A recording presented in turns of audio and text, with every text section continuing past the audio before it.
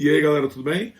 Conforme combinado, estamos aqui hoje então para falar sobre a principal obra, o mais importante texto do pastor Martin Luther King, ou reverendo, como queiras, esse discurso I Have a Dream, que impressionou, criou uma expectativa enorme na população negra americana e eu acho que correspondeu à expectativa perfeitamente. Foi um discurso proferido em 28 de agosto de 1963, que reorientou a forma como talvez as pessoas, não apenas negros, mas a sociedade americana no geral, via o racismo e a perspectiva de os negros encararem a sociedade americana de uma outra forma. Tá?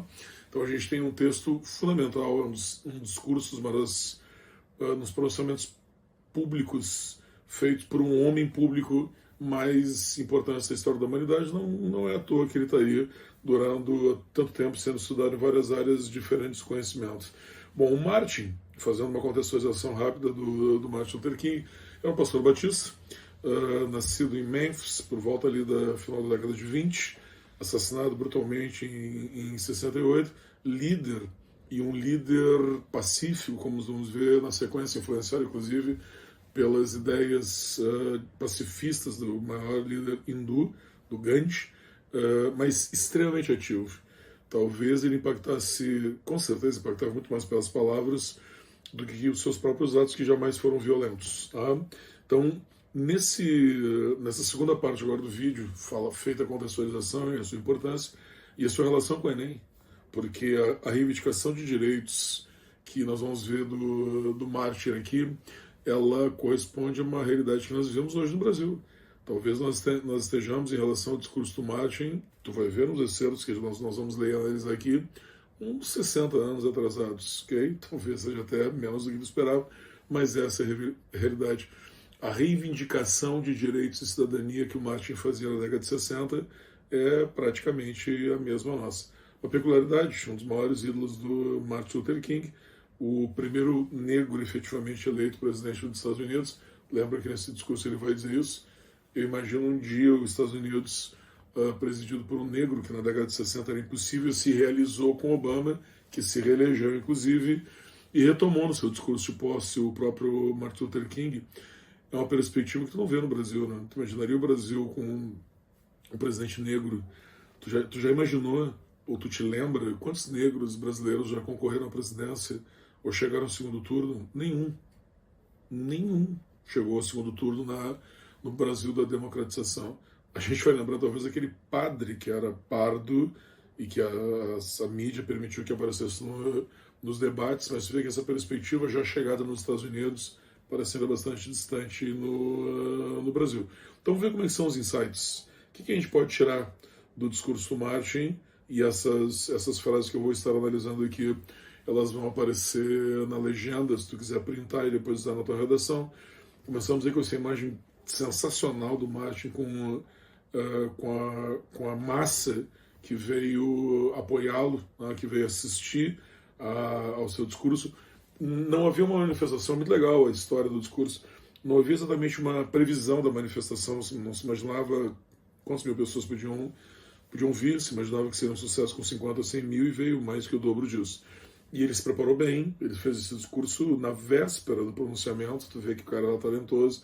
E eu vou recolher aqui meia dúzia de frases que eu acho que são bem interessantes, ou para tu usar na tua redação, ou para tu contextualizar o discurso em si e entender como ele é importante para nós, como ele é importante para a questão do negro no Brasil de hoje. Ele diz assim, 100 anos mais tarde, a vida do negro ainda está aqui embaixo, né? A vida do negro ainda é duramente tolhida pelas algemas da segregação e os grilhões da discriminação. 100 anos mais tarde, o negro habita uma ilha solitária de pobreza em meio ao vasto oceano de prosperidade material.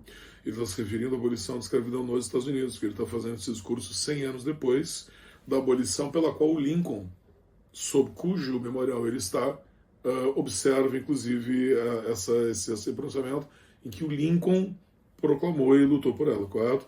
Nós estamos então 20 e poucos anos, 25 anos atrasados em relação aos Estados Unidos do século XIX e talvez mais ainda nesse momento. Esse momento corresponderia ao Brasil a 1988, 100 anos depois da nossa abolição da escravidão. Esse é um paralelo, correto? Tu vê que é muito diferente, né? Nós já estamos na década de 90, comemorando 100 anos da abolição da escravidão, e o cara que está na década de 60, muito antes de nós. E a questão dos grilhões, da pobreza, onde há um vasto oceano de prosperidade material, é o caso do Brasil, né? Que está lá entre, agora um pouco menos, né? Deve ser a 11ª ou 12ª economia do Brasil, mas já esteve entre as 5 ou 6, e sempre entre os mais desiguais. Então tu vê que nós estamos nessa proporção que nem na década de 60 dos Estados Unidos. Rico, mas desigual. E todas as estatísticas sempre nos mostram que os negros estão um pouco mais atrás. E agora eu queria que tu visse o poder que o discurso do Martin tem. Ele diz que nesse discurso aqui, essa manifestação inteira com 250 mil pessoas, isso não é pouco para a década de 60, ele diz que nesse discurso, nessa manifestação, ele veio descontar um cheque. Aí eu tenho que explicar, né? Porque agora a gente não usa mais cheque, a gente está no Pix, ou uma nota promissória, que é mais antigo ainda, que significa eu tenho um crédito aqui, ó. Tu me prometeu isso aqui, está escrito aqui nesse cheque que tu me deve R$1.000. Eu vim descontar esses R$1.000. É isso que ele diz que esse discurso vai fazer. Ele diz que esse cheque, ou essa nota promissória, ela era a promessa, essa é a promessa dos fundadores dos Estados Unidos.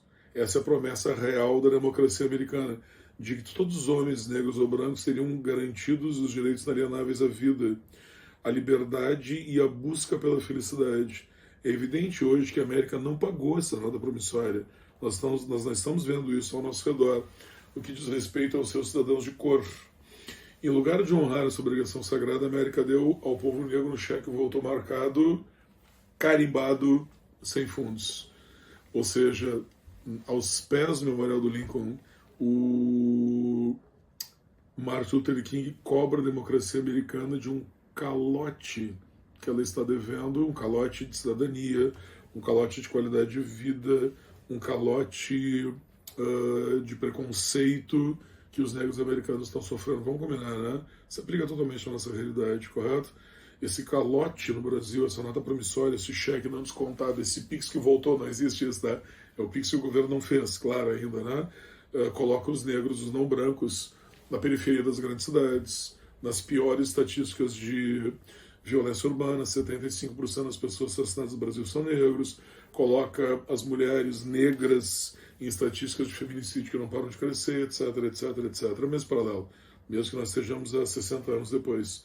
É uma metáfora bastante interessante para a nossa sociedade também. O que ele diz daí? Tu vê que ele tem uma atitude de cobrança. Ele não está apenas pedindo, entendeu? Ele está dizendo que a América deve, ok? E eu acho que uma das perspectivas mais interessantes que o Martin coloca nesse discurso é integrar o negro ao sonho americano. O American Dream está contido nessa frase, nesse discurso em inglês, I have a dream. Tipo, I have o mesmo dream, entendeu? Eu tenho esse mesmo sonho aí. Esse sonho do bem-estar americano, da prosperidade, também é o sonho dos negros que migraram para os Estados Unidos para compor a população desse país. Há um momento que nos choca bastante o discurso, que eu não separei aqui, em que ele diz isso. Os negros também são imigrantes. Da mesma forma que tu vai ter o irlandês, que tu vai ter o branco europeu e que veio de outras partes, depois dos latinos também, para compor essa população, os negros também vieram compor. Então eles também participam do sonho americano e também eles querem a parte deles aí. É um discurso muito, muito audacioso. Tipo, é um discurso que tu não vê no Brasil nesse momento aqui. Nós ajudamos a construir o Brasil. Então nós queremos essa parte do Brasil também para nós. Isso não vê um negro dizendo no Brasil na década de 60, correto? E pouco tu vai ver até mais recentemente com as organizações negras do movimento negro no Brasil. Tu vê que também, nessa perspectiva, né, claro que tu consideraria o Martin Luther King no Brasil um cara de esquerda, tu vê que as esquerdas do Brasil também produziram poucas lideranças negras, e isso é bem interessante. Alguma coisa tem aí. Depois, num novo excerto agora, tu vai ver. Não haverá descanso em tranquilidade na América até que o negro receba seus direitos de cidadania, o que eu estava dizendo antes. Os turbilhões de revolta continuarão a abalar as fundações da nossa nação até o raiar do dia iluminado da justiça. Quer dizer, a gente não vai parar, né? A gente, como é o caso do Brasil, embora não seja essa diferença demográfica tão grande, os negros dos Estados Unidos são uma população significativa, têm uma consciência dos seus direitos, já na década de 60 tinham muito mais acesso a direitos como a escolaridade que os negros brasileiros. Então tu tem uma formação bolo que forma uma consciência bem mais significativa do que no Brasil, consciência e acesso a esses direitos. Nós estamos falando aqui já de uma massa de negros universitários, uma pequena massa, uma massa de negros que vai à escola, uma massa de negros que entende o que eles deveriam ter para si. Enquanto no Brasil da redemocratização a gente vai ter 50% de analfabetismo nos estados mais pobres do Brasil. Aí é difícil, né? Interessante também o apelo da não violência. Ele diz: no processo de conquistar nosso lugar de direito, não devemos ser culpados de atos errados. Não tentemos saciar nossa sede de liberdade bebendo do cálice da amargura e do ódio. Interessante essa perspectiva, né? Temos de conduzir nossa luta para sempre no alto plano da dignidade e da disciplina. Tipo, se nós queremos ser considerados cidadãos, gente como os demais, a gente tem que agir como os demais. Não violentamente. Sobretudo, essa é uma ideia muito comum também do Nelson Mandela. Tipo, nós precisamos integrar o branco no nosso projeto. Isso é uma coisa muito inteligente. E talvez por isso que ele seja tão ameaçador, porque as pessoas enxergam, nas palavras do Martin Luther King, uma empatia que vai além do negro. Nós precisamos que todos virem cidadãos, inclusive o branco pobre, inclusive o branco que não tem os mesmos direitos dos outros brancos, inclusive o cara que é indígena, inclusive o cara que ele vai mencionar depois, de outras religiões que não as protestantes dominantes nos Estados Unidos. Todos nós temos que nos unir, o direito de todos nós. E esse é o problema, correto? Tipo, esse é o problema que vai levá-lo a ser perseguido, assassinado, porque é um discurso ideal, é um discurso da inclusão 100%, todo mundo está nessa mesma barca. É ruim para todo mundo, todo mundo deve se ajudar, desde, de repente, o irlandês imigrante branco, ruivo, que não deu certo, até o negro operário braçal do meio rural americano, super racista, né?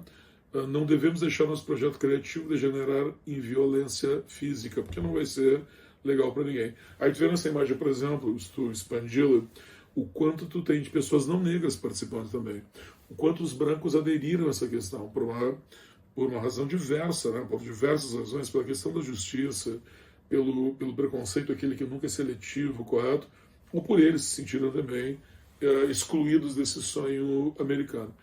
Aí ele faz uma referência a esses caras: a nova maravilhosa militância que tomou conta da humanidade negra, da comunidade negra, não deve nos levar a suspeitar de todas as pessoas brancas, pois muitos de nossos irmãos, conforme evidenciado pela sua presença aqui hoje, acabaram por entender que seu destino está vinculado ao nosso destino. Isso é top, né? Isso é muito top. Discurso encantador no sentido humano. Tipo assim, não é porque brancos já tiveram preconceito contra negros que todos os brancos estão nessa barca, entendeu?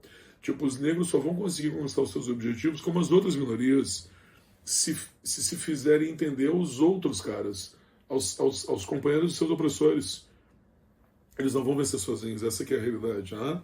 E a liberdade deles está vinculada indissocialmente à nossa liberdade. Top, né?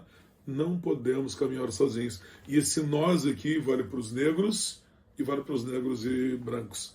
Cara inteligente é fu, né? E ele vai fazer uma relação interessante com a criança. Ó. Nós estaremos satisfeitos enquanto a mobilidade básica do negro for apenas de um gueto menor para um gueto maior. Jamais estaremos satisfeitos enquanto nossas crianças tiverem suas individualidades e dignidades roubadas por cartazes que dizem exclusivo para brancos. Lembra que o Martin estava lá naquela famosa greve de ônibus e que tu ainda tinha segregação racial, conviveu com escolas ainda com segregação racial, banheiros com segregação racial, coisa mais nojenta, um negócio desses, né? E estava apontando para essa situação. Isso não é democracia, não é o cheque que eu vim descontar aqui. E essa batalha ela vai se prolongar até a vitória. Aí ele diz no final, agora vem a coisa que eu acho muito legal, esse vídeo está disponível no YouTube, todo mundo pode ver, né? Esse apelo, a imagem, o vídeo sensacional, vai se transformando progressivamente numa pregação, correto? Começa bastante contido e depois ele vai se liberando, ele vai se possuindo, e aí nessa parte do sonho ele diz: volta em Mississippi, volta em Alabama, volta em Carolina do Sul, volta em Geórgia, volta em Louisiana, todos estados americanos bastante caracterizados por essa opressão. Nós estamos no período ativo da Ku Klux Klan, lembra? Os malucos, aquele com chapéu cônico, que gostavam de queimar negros. Voltem aos guetos e favelas nessas cidades do norte, cientes de que de alguma maneira a situação não pode ser mudada e o será. Não deixemos nos atolar no vale do desespero. A ideia do vale é uma ideia bastante religiosa aqui, né, do desespero também. Digo a vocês hoje, meus amigos, que apesar das dificuldades de hoje de manhã, eu tenho um sonho. É um sonho profundamente enraizado no sonho americano. Cara, aqui ele mata a pau. Tipo assim, ó, o que sonharam para os Estados Unidos é dos negros. Eu quero a minha parte nesse bolo, correto?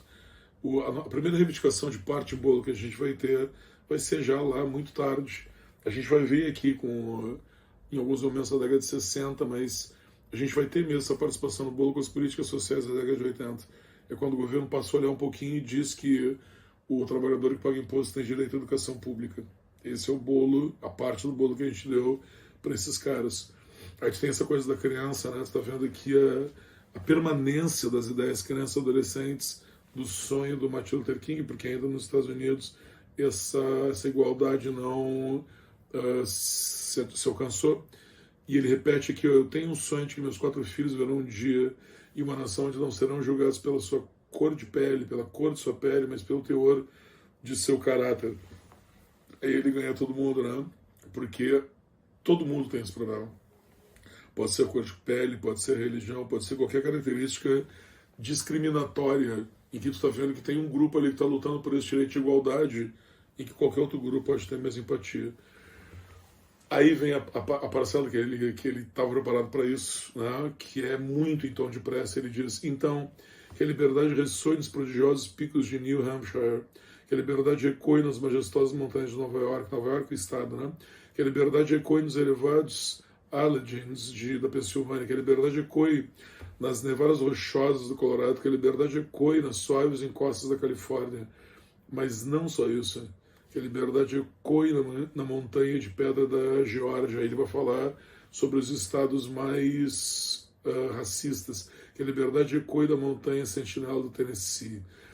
Ou seja, a gente tem aquela ideia de como se estivesse vendo um helicóptero passando por essas localidades todas dos Estados Unidos, que o meu discurso vai chegar lá. Eu acho isso muito legal, porque, tá ligado, a gente está num período pré-televisão, pré-internet, em que a força da palavra chegava pela palavra, pelo boca a boca. Esses 250 mil que estão aqui vão levar essa palavra para esses locais. E ele diz, agora na finaleira do discurso, tá? Olha que parte interessante, linda. E quando isso acontecer, quando deixarmos a liberdade ecoar, quando deixarmos ressoar em cada vila e vilarejo, em cada estado e cada cidade, poderemos trazer para mais perto o dia que todos os filhos de Deus, olha bem essa lista agora, negros e brancos, judeus e gentios, ateus, protestantes e católicos, todos poderão estar às mãos e cantar as palavras da velha canção negra, na velha canção negra, livres enfim, louvado seja Deus Todo-Poderoso, estamos livres, enfim. Tu vê que termina com uma pregação, como é que tu vai acusar esse homem, entendeu? Só matando para parar, correto? Se não assassinado, esse cara, ele teria feito muito mais. Ele foi assassinado 5 anos depois, no auge da sua popularidade, correto?